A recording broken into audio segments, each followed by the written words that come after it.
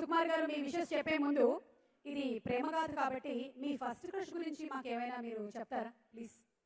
Yeah, your first crush before 10th class. After 10th class. After 10th class. Okay, చెప్పండి. Interesting, వినండి. Mahesh.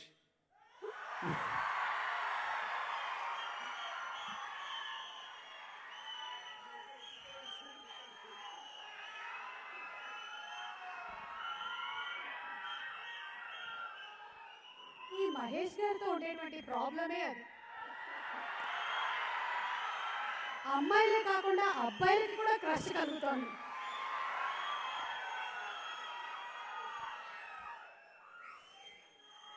Okay, please go ahead. Thanks అండి. ముఖ్యంగా 14 years ఎంటర్టైన్మెంట్తో ఉన్నది నాది ప్రత్యేక అనుబంధం. ఎందుకంటే నేను లైఫ్లో ఇలాంటి వ్యక్తులు కలవలేదు, చూడను కూడా, చూడబోను కూడా. సినిమా తర్వాత కూడా అదే రిలేషన్షిప్, అదే ఫేస్, అదే చిరునవ్వు, అదే పలకరింపు, అదే ఫోన్, ఎప్పుడు ఏ తడ రాలేదు. ఇప్పుడు మాట్లాడుతున్న నిజంగా కూడా నేను మూవ్ అయిపోతాను అనమాట. లవ్ యూ రామ్ గారు, లవ్ యూ గోపి గారు, లవ్ యూ అనిల్ గారు. నిజంగా అండి, మీలాంటి వ్యక్తులకు సక్సెస్ రాకపోతే అది దారుణ విషయం.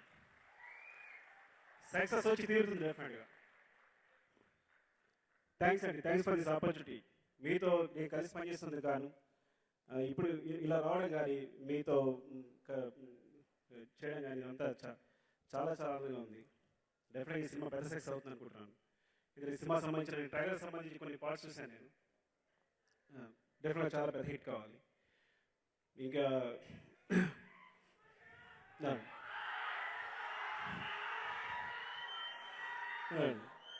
అలాగే Hanu, I think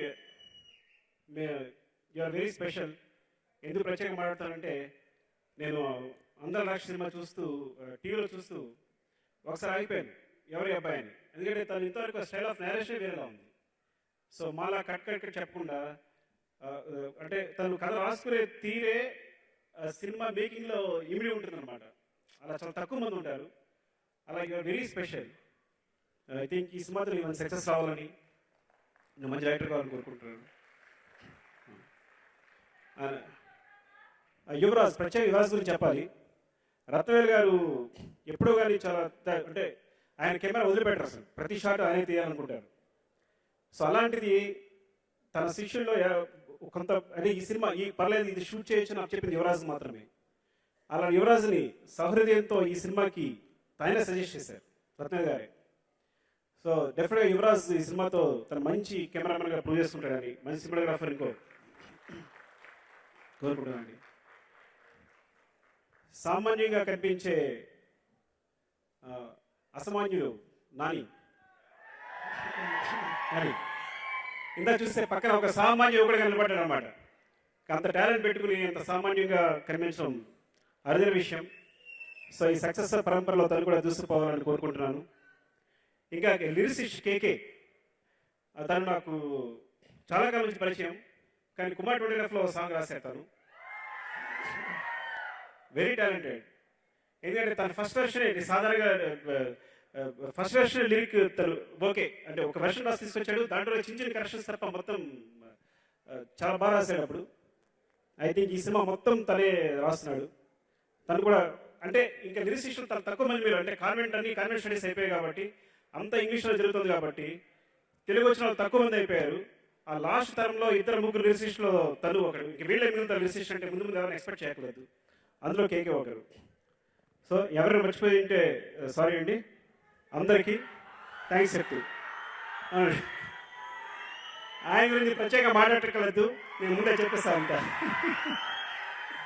thank you అండి మహేష్, థ్యాంక్ యూ అండి, థ్యాంక్స్ ఫర్ ఆల్.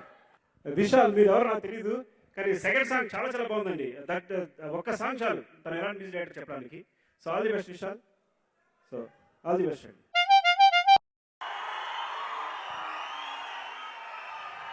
అందరికీ నమస్కారం. అందరికీ నమస్కారం. నేను మర్చిపోయే లోపల ఈ ముగ్గురు పిల్లలు